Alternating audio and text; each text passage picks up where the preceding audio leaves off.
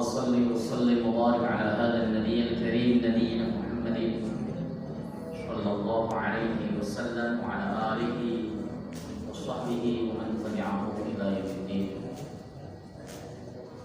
أما بعد فيا عباد الله اتقوا الله لأن الله تعالى يقول في كتابه العزيز وهو أصدق القائلين يا أيها الذين آمنوا اتقوا الله حق تقاته ولا تموتن إلا وأنتم مسلمون. فإن أحسن الحديث كتاب الله وخير الهدي هدي محمد وشر الأمور محدثاتها وكل محدثات بدعة وكل بدعة ضلالة وكل ضلالة في النار. Alhamdulillah, segala puji bagi Allah Subhanahu wa taala yang telah memberikan kita nikmat iman wal Islam wa sihhatil badan sehingga kita bisa kembali melaksanakan ibadah salat maghrib berjamaah disambung dengan berhalaqah sejenak dalam rangka membahas agamanya Allah Subhanahu wa taala. Salawat salam mudah-mudahan terus tercurah harian beliau Rasulullah Muhammad sallallahu alaihi wasallam beserta seluruh keluarga beliau, sahabat, kerabat dan pengikutnya serta kita semuanya yang insyaallah istiqamah konsisten dalam menjalankan dan mengerjakan sunnah-sunnahnya hingga akhir masa nanti. Kita kembali akan membahas kitab Taisir A'lam Syarah Umdatul Ahkam, masih pada penjelasan hadis nomor 80 penjelasannya atau syarahnya. Insyaallah mudah-mudahan kajian kita ini mendapat ridha dari Allah Subhanahu wa taala, dicatat sebagai amal saleh dan kita tambah takwa serta tambah baiknya di hadapan Allah Subhanahu wa taala. Bismillahirrahmanirrahim. Qala al-mu'allif rahimahullahu taala wa nafa'na bihi wa bi'ulumihi fid dharain. Rabbana shrah lana sudurana wa yassir lana umurana wa hlul 'uqdatam min alsinatina yafqahu aqwalana. Bismillahirrahmanirrahim. Kita bahas ikhtilaful ulama, perbedaan-perbedaan para ulama. Karena yang dibahas itu urusan fikih, pasti ikhtilaf. Kalau tidak ikhtilaf, ya bukan fikih. Semua urusan fikih itu ikhtilaf. Pasti ada pendapat yang berbeda. Terkait kemudian siapa yang menguatkan apa, itu adalah ijtihad masing-masing. Oleh sebab itu, jangan alergi dengan namanya ikhtilaf, perbedaan pendapat. Begitu. As-sahihu indal usuliyyin anna af'alan nabi sallallahu alaihi wasallam la tadullu 'ala al-wujub. Yang sahih menurut ulama ahli usul fikih, sesungguhnya perbuatan-perbuatan nabi itu tidak menunjukkan atas hukum wajib. Ini yang sahih. Kalau semua perbuatan nabi itu berimplikasi wajib kita contoh, ya rusak kita. Kenapa? Di dalam ilmu usul fikih, fi'lun nabi atau af'alun nabi itu terbagi menjadi tiga, menjadi dua. Yang pertama, fi'lun nabi yang khas, yaitu khusus bagi Nabi Sallallahu Alaihi Wasallam. Dan yang kedua, fi'lun nabi yang am atau umum untuk ditiru oleh semua umatnya. Fi'lun nabi atau perbuatan nabi yang khas atau khusus, contohnya Nabi Sallallahu Alaihi Wasallam boleh nikah lebih daripada 4. Lebih dari 4 itu boleh kan? Ya. Berapa istri Nabi yang kita ketahui? 9. Banyak berarti ya. Kalau kemudian antum muasa niru Nabi nikah 9 kira-kira sah? Ya, boleh kan? Enggak boleh. Dibatasi 4. Itu namanya fi'lun nabi, perbuatan nabi yang khusus bagi nabi. Nabi sallallahu alaihi wasallam melaksanakan puasa wisol, puasa yang nyambung, nggak pakai buka, nyambung sampai malam sampai esok hari lagi. Nah, kita tidak boleh mengikuti, bahkan diharamkan melaksanakan puasa wisol. Itu namanya fi'lun nabi yang khusus. Nah, fi'lun nabi yang kedua atau perbuatan nabi yang kedua adalah perbuatan nabi yang umum, Artinya perbuatan Nabi ini boleh dicontoh oleh umat Nabi Shallallahu Alaihi Wasallam. Itu terbagi menjadi 3 hukum. Yang pertama wajib, yang kedua sunnah, yang ketiga mubah. Jadi fi'lun Nabi itu ada yang wajib. Apa contohnya? Sholat 5 waktu dilakukan Nabi, wajib kita contoh. Membayar zakat dilakukan Nabi, wajib kita contoh. Jadi fi'lun Nabi yang wajib karena ada dalil yang mewajibkannya, jadi wajib. Yang kedua, fi'lun Nabi yang sunnah untuk diikuti. Nabi misalnya melaksanakan puasa Senin dan Kamis, umatnya mengerjakan hukumnya sunnah. Kenapa kok tidak wajib? Karena ada dalil yang memalingkannya dari hukum wajib, yaitu hadis sahih Muslim ketika sahabat bertanya, apakah ada saum wajib selain Ramadan? Nabi mengatakan, la illa an tatawwa'a, tidak ada kecuali kalau kamu ingin puasa sunnah. Itu contohnya. Ada juga perbuatan Nabi yang mubah, diikuti silahkan, tidak juga tidak apa-apa. Apa contohnya? Nabi pakai gamis, pakai jubah. Anda mau ikuti monggo, tidak juga tidak apa-apa. Yang penting menutup aurat. Begitu. Itu namanya fi'lun Nabi.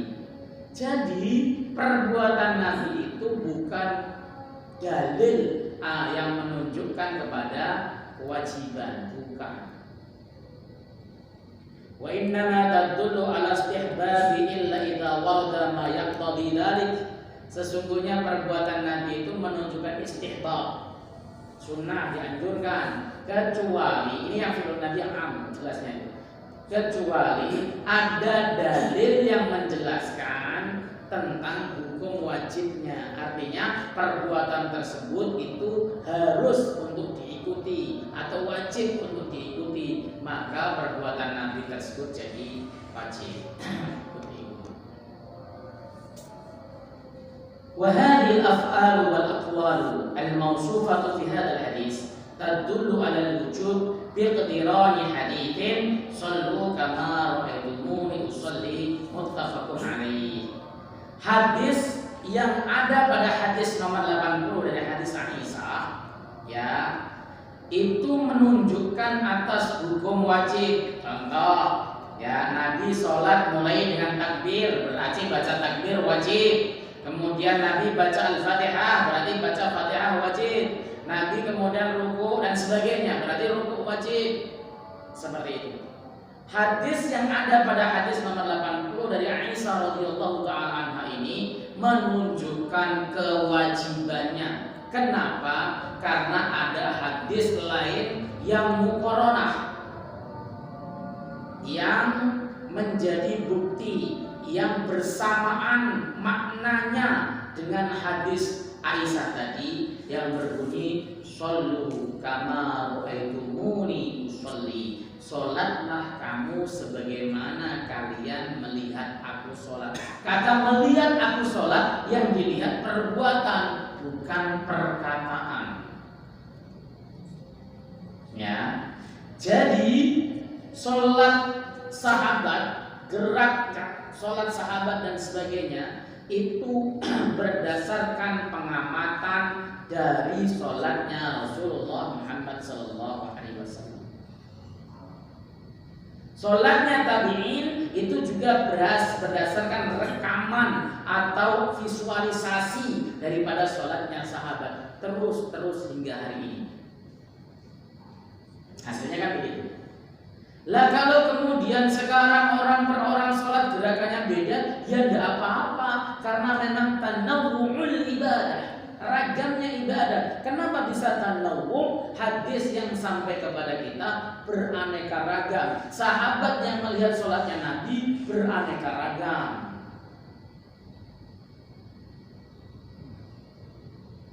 Saya pernah menjelaskan kalau tidak salah bahwa ada namanya Wa'il bin Hujjar, itu meriwayatkan hadis Nabi ketika tasyahud itu tangannya bergerak-gerak sembari berdoa. Ada seorang sahabat lain namanya Abdullah bin Zubair bin Awam melihat Nabi ketika sholat dia telunjuknya itu isyarat dengan telunjuk dan tidak menggerakkan tangan sama sekali. Lu itu pengamatan bisa berbeda. Visualisasi bisa jadi pas Wa'il bin Hujr melihat Nabi pas menggerakkan, bisa jadi Abdullah bin Zubair pas melihat Nabi tidak menggerakkan. Kan seperti itu.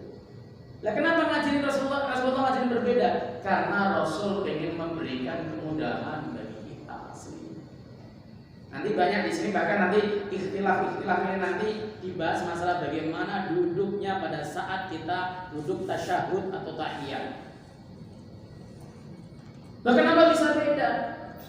Kenapa bisa kemudian ketika tasyahud awal ada yang langsung tawarruk, ada yang kemudian iftirosh semuanya dari tasyahud awal maupun tasyahud akhir iftirosh semuanya.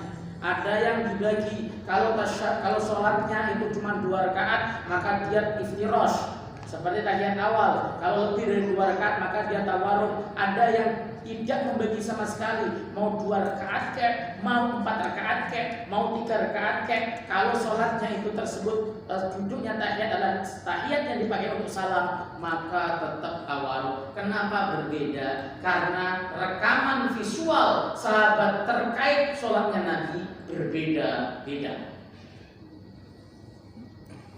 Kemarin kita bahas ya, di dalam hadis Sayyidah Aisyah ini diterangkan Nabi itu summa yaqra'u bilhamdulillahi rabbil alamin. Kemudian beliau membaca dengan alhamdulillahi rabbil alamin. Bahkan di dalam hadis Sahih Muslim lain dikatakan ya biduni bismillah. Ya, atau Rasulullah sallallahu alaihi wasallam itu salat tanpa membaca bismillah langsung alhamdulillahi rabbil alamin. Tapi ternyata ada hadis lain dalam riwayat Al-Imam An-Nasai, ya, dalam Sunan An-Nasai yang diriwayatkan oleh Abu Hurairah, beliau melaksanakan sholat dengan membaca jahar, membaca keras Bismillahirrahmanirrahim, Alhamdulillahirabbil alamin. Dan Abu Hurairah memungkasi hadis tersebut dengan ucapannya hakada ra'aitu Rasulullah sallallahu alaihi wasallam yusalli. Demikianlah aku melihat Rasulullah sallallahu alaihi wasallam salat. Loh kok bisa beda rekamannya? Ya bisa jadi pas Abu Hurairah lihat Rasul baca bismillah. Ibnu Hajar Al-Asqalani menjelaskan bahwa hada as-sahhul hadis fi hadzal bab. Hadis ini adalah hadis yang paling sahih di dalam bab ini, bab membaca bismillah dengan keras. Beda. Makanya kemudian orang salat yang Alhamdulillahirabbil alamin Ar-Rahmanir Rahim, ada yang Bismillahirrahmanirrahim. Mari saya menjelaskan kalau tarjih Muhammadiyah mengamalkan dua-duanya, mau bismillah keras mau sir boleh, tidak masalah. Ya, sebenarnya ya seperti itu sih, boleh ya, mau keras mau sir silakan, itu dua-duanya ada sesuai, silakan diamal. Kalau saya lebih suka pakai bismillah keras, suka ya. Kenapa? Kalau khawatir kalau di belakang saya itu ada orang yang bermakmum dengan saya, madhabnya Syafi'i pakai tulen, ya. Syafi'iyah tulen, ini betul tulen. Lalu dia mengatakan, enggak pakai bismillah, padahal baca bismillah pelan.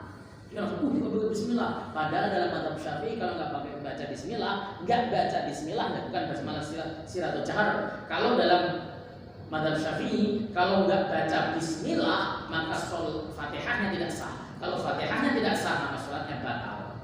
Nanti itu hak asal khusyuk. Itu sholat ini batal apa enggak? Nah, makanya tetap Bismillahirrahmanirrahim. Yang menganjurkan pakai langsung alhamdulillah juga sah, sholatnya merasa tidak masalah. Yang tadi harus baca bismillah juga tidak masalah. Itu kan pilihan. Maka gimana saja sholat saya Bismillahirrahmanirrahim.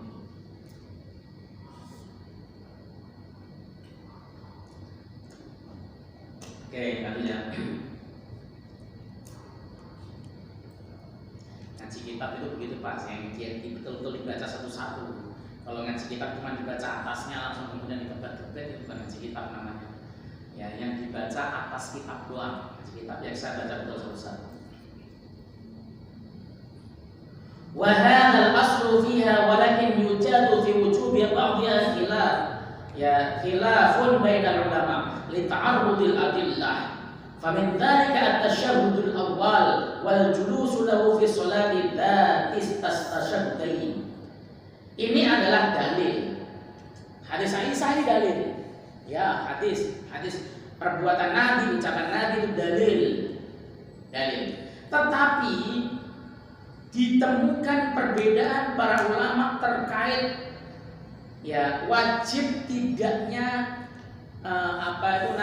perbuatan Nabi dalam hadis ini, dalam hadis Aisyah. Ada perbedaan pendapat para ulama.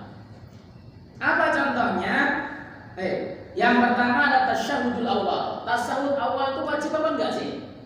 Tahiyat awal itu wajib apa enggak sih? Gitu kan bahasanya.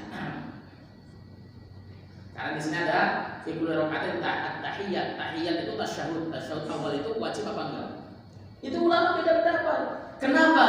Li ta'arrudil adillah.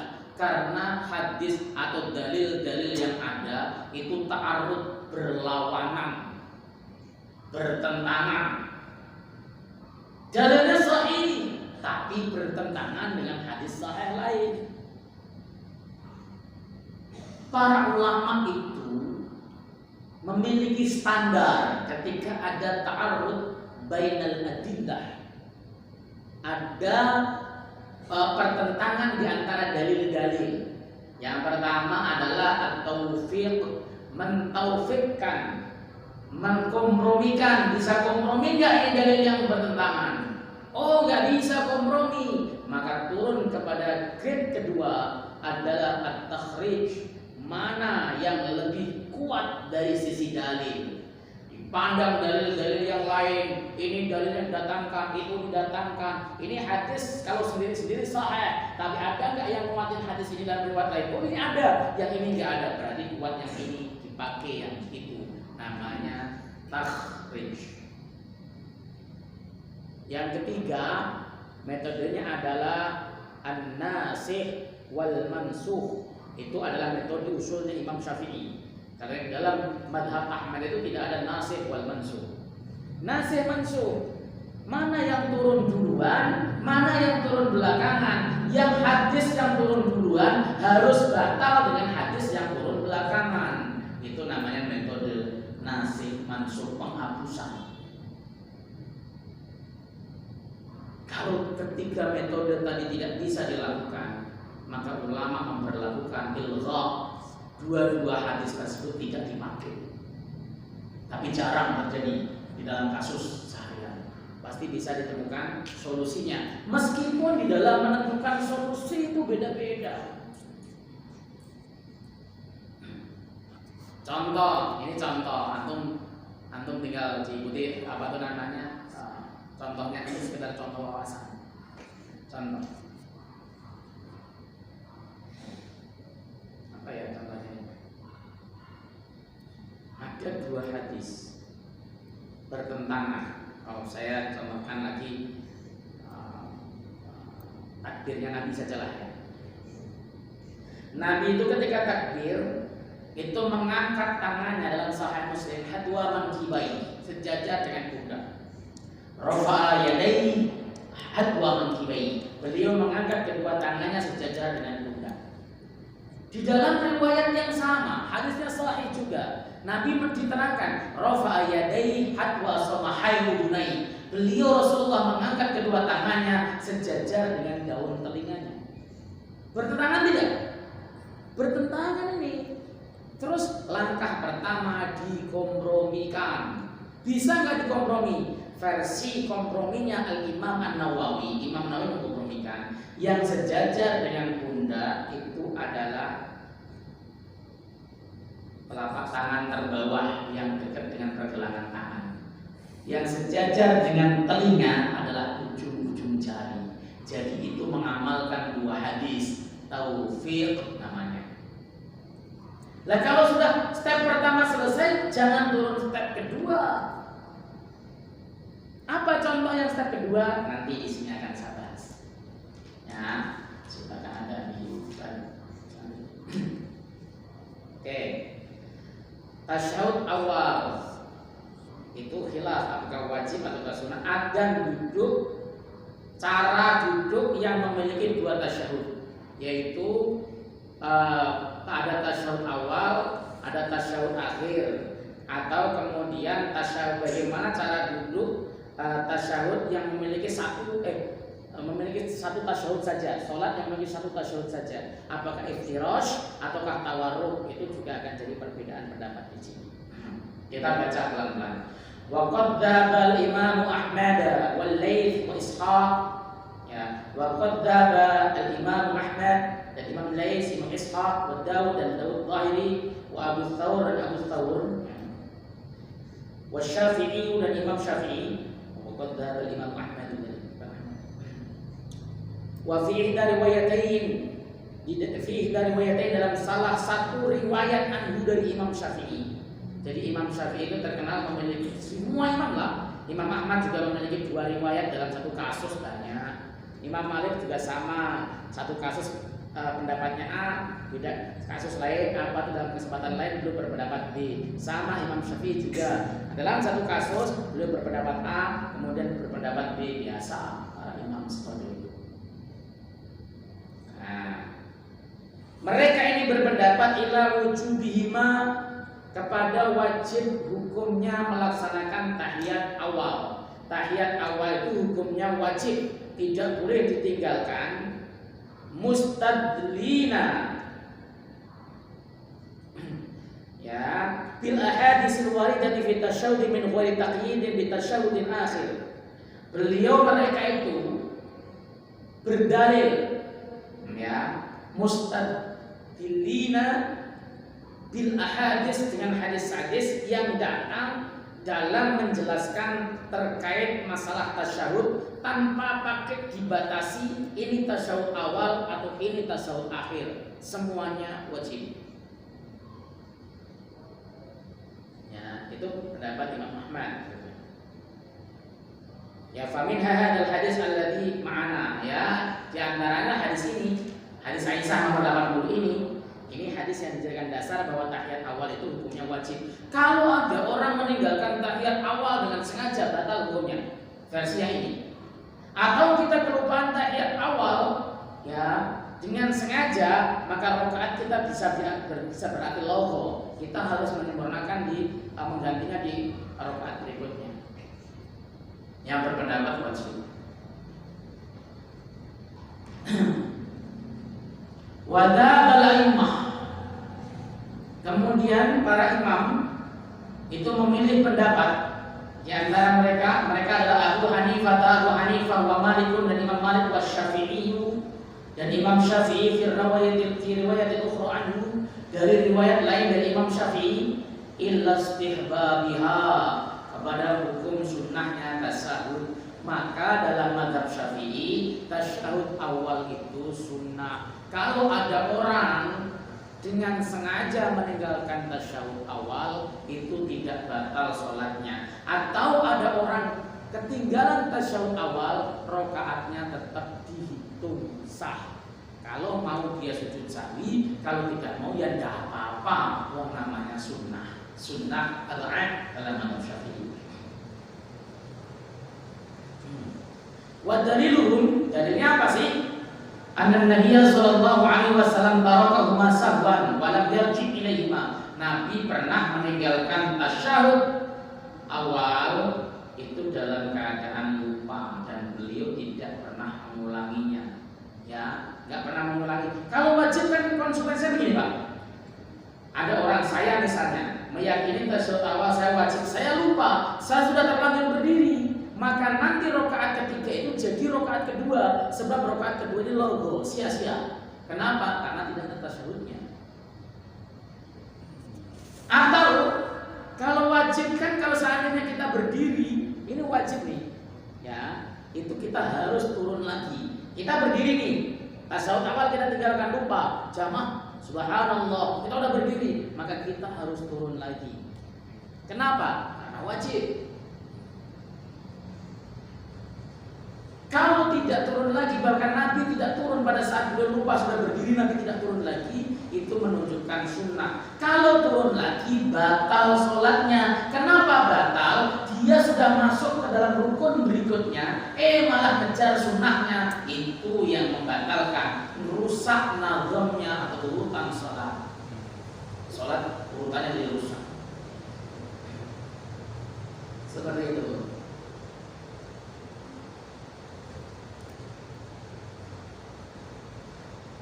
Wahtalafu fi sifatil mustahabbati fil julus.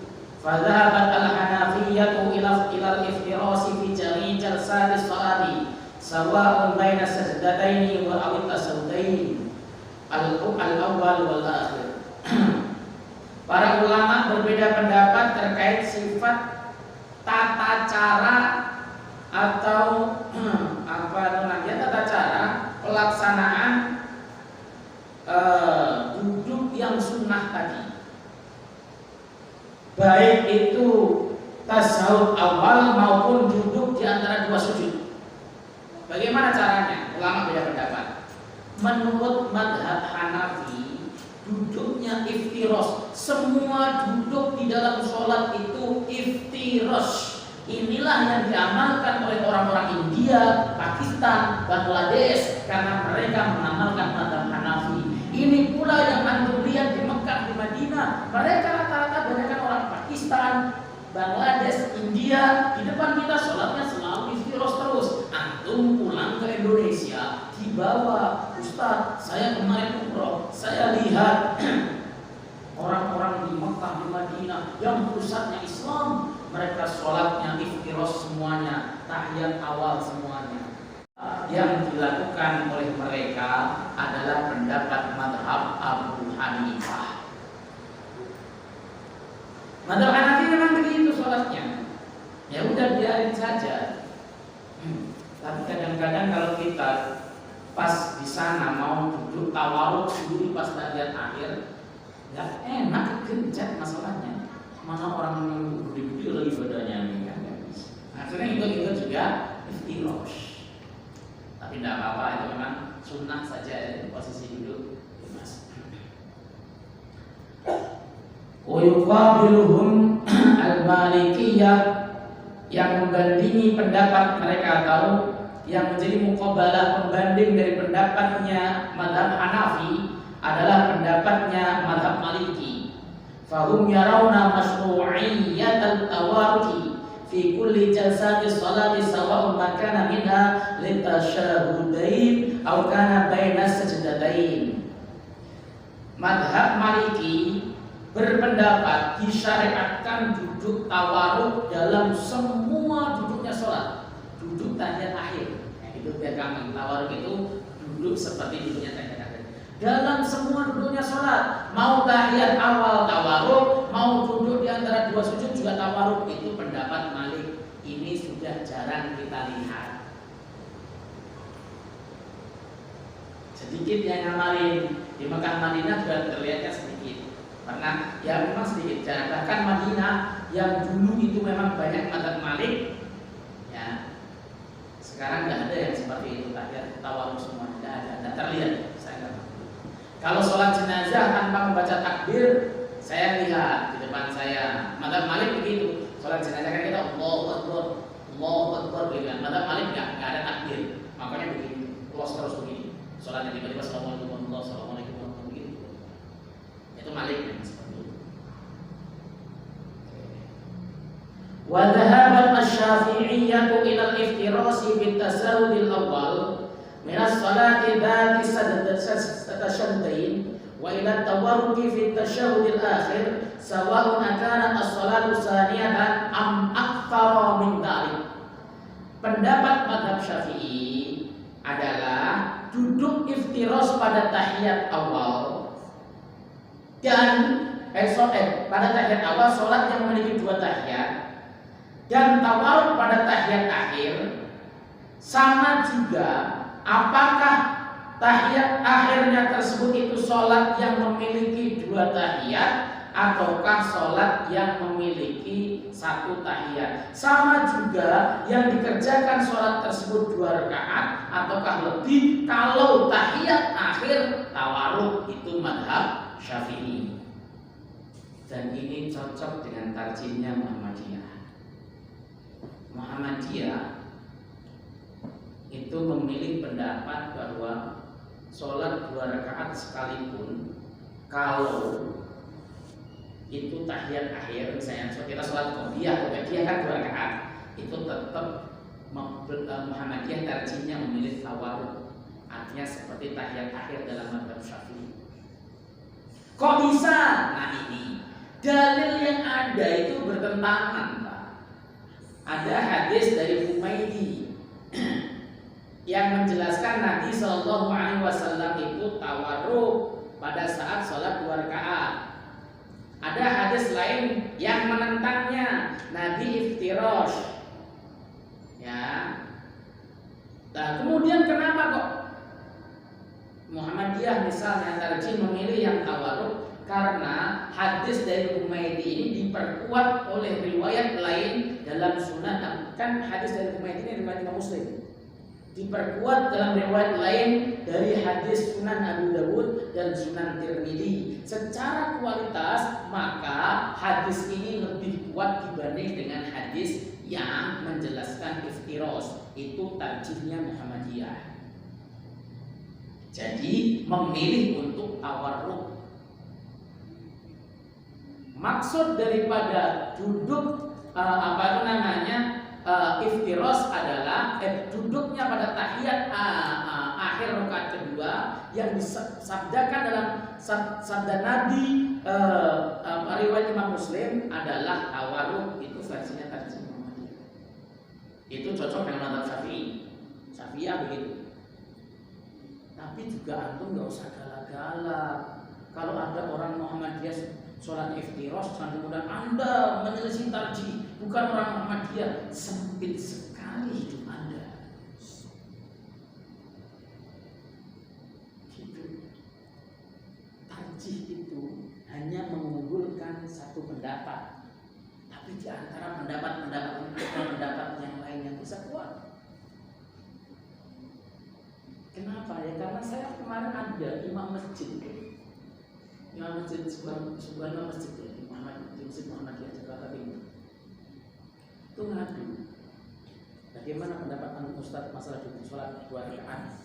Ya, judulnya tawarruk atau iftirash. Ya, saya kadang-kadang tawarruk, kadang-kadang iftirash. Suka saya. Kenapa? Ada hadisnya dalam Sahih Bukhari. Itu kan Nabi Sallallahu Alaihi Wasallam ahyanan. Nabi itu kadang-kadang duduknya iftirash, kadang-kadang tawarruk, kadang-kadang iftirash. Yang kadang-kadang itu suka saya lah. Tapi Ustaz di sini beberapa orang melarang saya kalau saya duduk iftirash. Kenapa? Karena di tarjih yang diunggulkan adalah tawarruk. Ya tidak masalah sebenarnya, tarjih mengunggulkan tawarruk, ya kita tawarruk. Tapi kalau kemudian kita iftirash menjadi pendapat lain, ya boleh. Tarjih itu tidak kemudian membatasi kalau Anda tidak mengikuti ini, Anda keliru dan Anda bukan orang Muhammadiyah, nggak seperti itu. Jangan sempitkan, kecuali tarjih melarang sebaliknya, silahkan. Enggak melarang kok. Ini kan kayak ungkapan sebagian orang Muhammadiyah lebarannya beda, berarti menentang keputusan pemerintah. Saya tanya, keputusan yang mana yang ditentang? Ya pemerintah menetapkan lebaran tanggal 29, kenapa Muhammadiyah 228? Kan di putusan pemerintah bunyinya begini, pemerintah menetapkan tanggal 29 Idul Adha. Tapi bagi saudara-saudara yang mau melaksanakan tanggal 28, silahkan laksanakan dengan baik, tetap menjaga toleransi dan kerukunan. Lah mana yang ditentang, mau dibolehkan, mau ditentang? Ditentang itu pokoknya tidak boleh ada yang berlebaran selain tanggal 29. Kok ada yang melaksanakan selain itu? Itu namanya menentang. Mau dibolehin kok disebut menentang itu gimana? Ini kan pemahaman bahasa yang kacau menurut saya. Ya kayak gitu tarjih menguatkan pendapat ini. Kalau Anda memakai pendapat lain, ya tidak masalah. Udah dilarang kok. Gak usah repot-repot, susah ya. Saya kadang-kadang, Ustaz kok sering kadang-kadang iftiros? Ya, karena saya itu punggung saya itu agak sedikit nyeri kalau dipakai awal. Maka saya terkadangnya juga lumayan sering sih iftiros. Itu alasan. Jadi makanya tidak boleh taklid sama perbuatan ulama ya begitu. Kenapa? Takutnya ulamanya tersebut melakukan karena sesuatu hal. Saya pernah lihat seorang syekh alim dia. Ketika dia tahiyat awal maupun akhir, kakinya, jempolnya atau jari-jarinya tidak pernah ditekuk sama sekali pada saat duduk. Nggak pernah ditekuk, diletakkan begitu saja. Kemudian ada beberapa orang niru, guru saya juga begitu, kok nyeker begitu loh. Ketika kiai tersebut lihat muridnya duduknya seperti itu, dia marah, jangan tiru saya. Saya begitu itu karena asam urat. Nah, kan kita nirunya asal-asalan, itu tidak boleh. Maka la yajuz taqlidu bi fi'lihi, enggak boleh taklid dengan perbuatan ulama, enggak boleh. Harus argumentasinya yang kita ikuti. Itu supaya antum paham jelas. Itu namanya menggunakan dua dalil, melakukan tarjih. Tarjih itu ada dua dalil yang sama-sama kuat tapi dikuatkan yang sebelah sini. Kenapa? Karena ada dalil pendukung. Itu namanya tarjih, tadi metode yang dipakai. Wadhahabat al-Hanabilah, madhab Hambali berpendapat ila iftirash fi tasyahudil awal wa fi tasyahudil akhir idza kana as-salatu laisa fiha illa tasyahudun wahidun wa illa tawarruki fi tasyahudil akhir min salati tadi tasyahudain. Menurut madhab Abu Hanifah, duduknya itu iftirash pada saat tahiyat awal. Tahiyat awal duduknya iftiros, dan ya pada tasyahud akhir ketika sholatnya tersebut cuma punya satu tasyahud, sholat 2 rakaat, ya sholat 2 rakaat, maka duduknya adalah iftiros menurut mazhab Imam Ahmad. Apakah enggak ada dalilnya? Ada dalilnya, ada hadisnya. Tapi perlakuan terhadap hadis ini beda. Imam Syafi'i dan Imam Ahmad itu dua-duanya punya usul fikih yang berbeda. Meskipun mirip ya, dekat, tetapi berbeda. Sehingga rasa fikihnya juga beda. Ibarat seorang koki dikasih daging sapi dan sebagainya, suruh masak, masing-masing koki memiliki resep yang berbeda. Hasil masakannya pasti berbeda. Saya Pak pernah masak rendang dengan bumbu semur, bayangkan. Rasanya beda. Gak karu-karuan rasanya apa, tidak tahu saya. Ini contohnya. Contoh-contoh supaya anda paham. Kodifikasi Quran atau penyusunan Quran, kodifikasi hadis, penyusunan hadis. Itu versi mazhab Syafi'i disebut bid'ah. Karena enggak ada di zaman Nabi.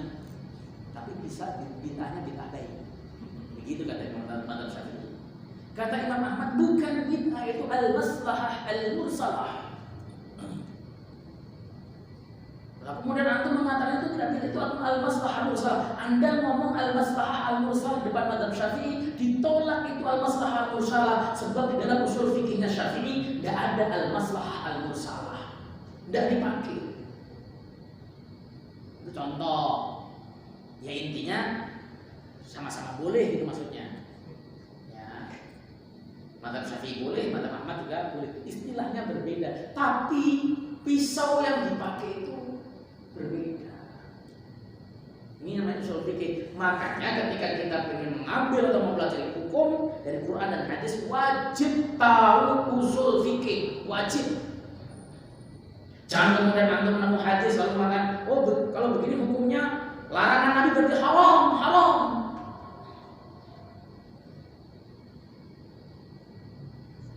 Kemarin itu ada meme yang menurut saya lucu. Dia mengatakan memakai pakaian putih di hari Jumat adalah sunnah wajibah, sunnah yang wajib.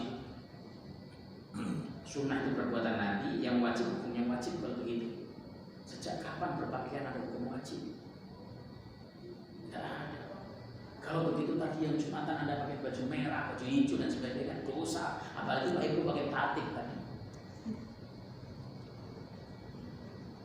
Ini kan karena serampangan nggak paham usul fikih, langsung istinbat kepada hukum hadis.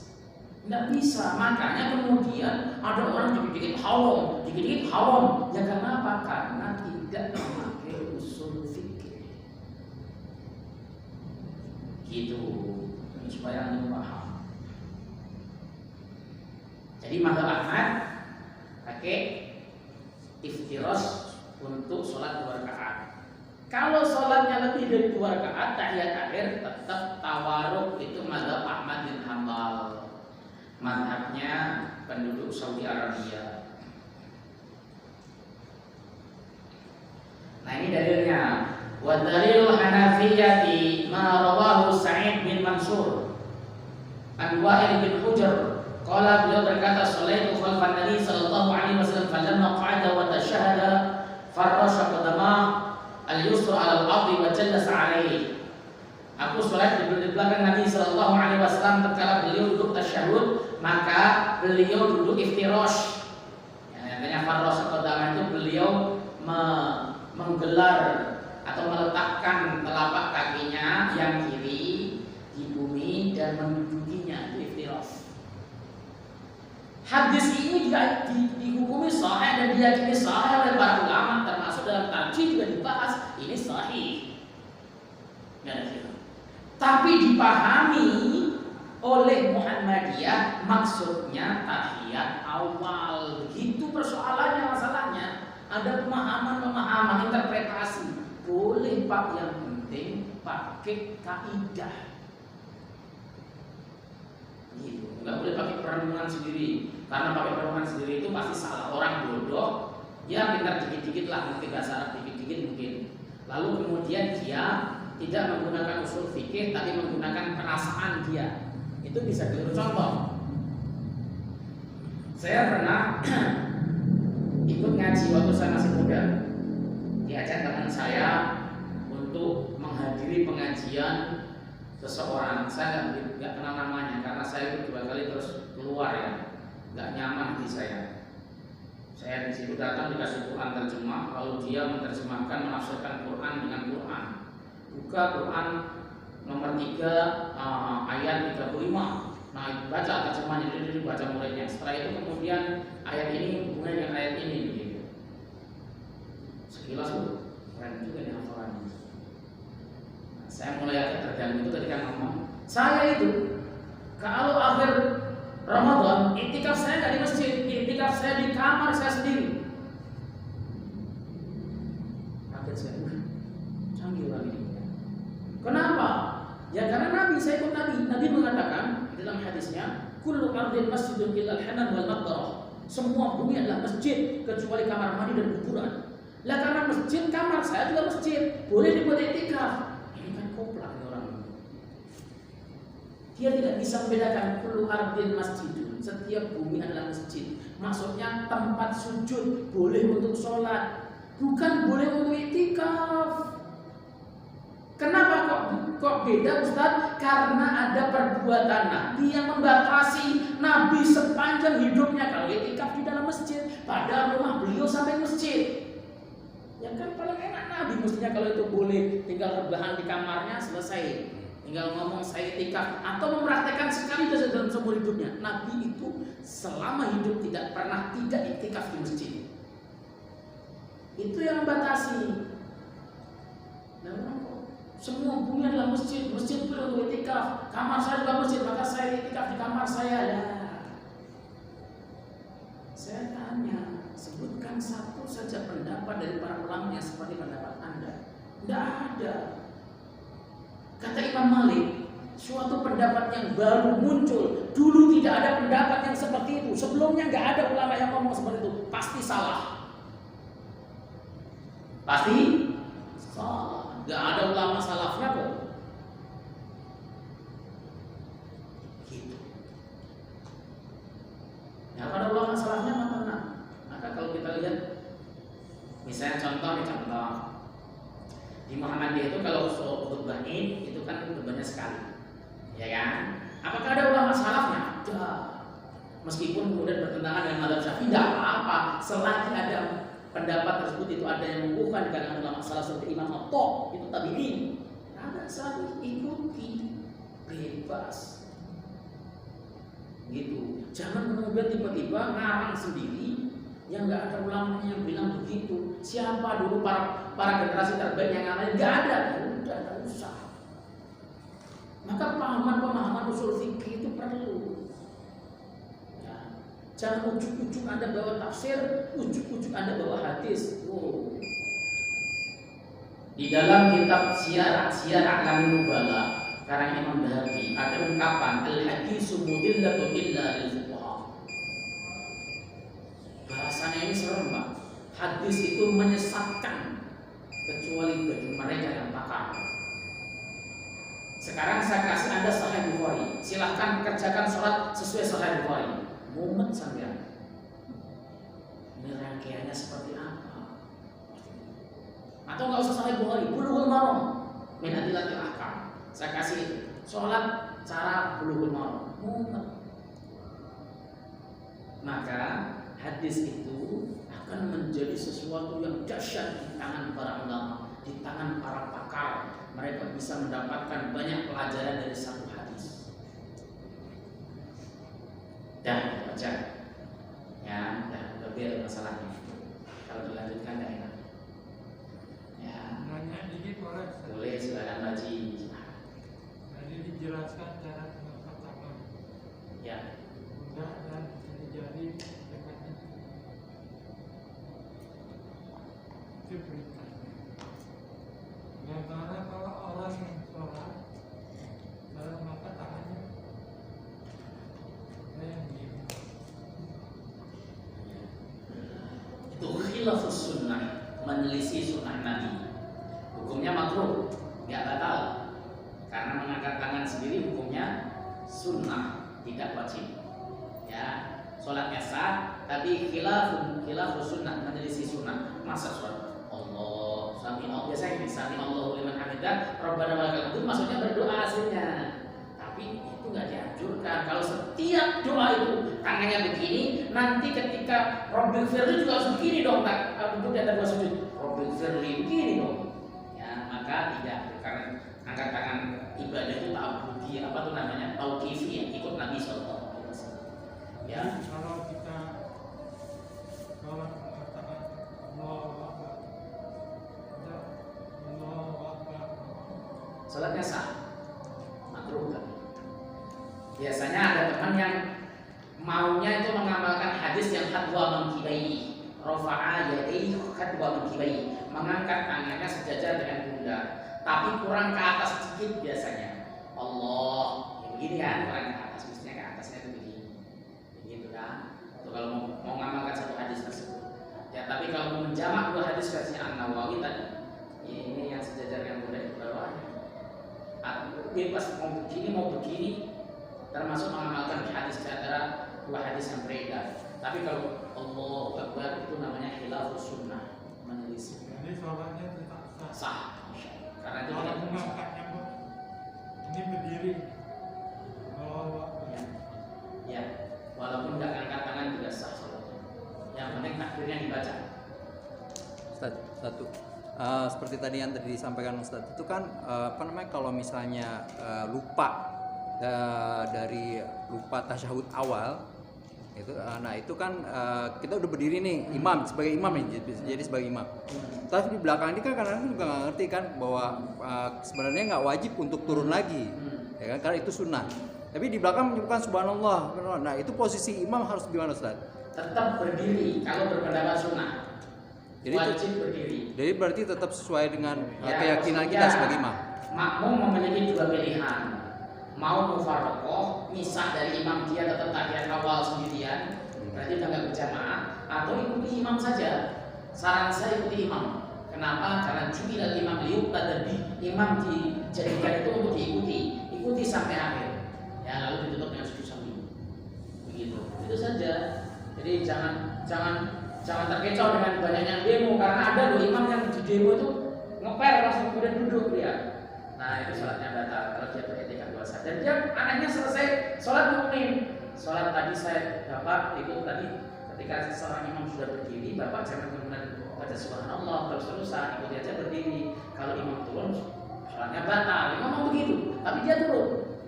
Ya, mestinya dia tetap berdiri. Ya, nah, jamaah yang nggak tahu ngaji itu, ya jamaah yang satu masjid baca subhanallah itu, subhanallah itu cukup satu orang di belakang imam saja. Subhanallah. Kalau satu imam di belakang imam nggak ya satu orang udah ada subhanallah cukup. Nggak usah subhanallah, subhanallah, subhanallah. Masih belum turun juga yang belakang subhanallah. Nah itu salah. Ya, tujuannya tadi berarti imam udah dengar tapi tetap berdiri dia saya ikut bacaan ini selesai. Gitu kan? Saya rasa cukup sudah insyaallah. Dan untuk menutup majelis subhanallah alhamdulillah asyhadu an la ilaha illallah wa atubu ilaik. Assalamualaikum warahmatullahi wabarakatuh.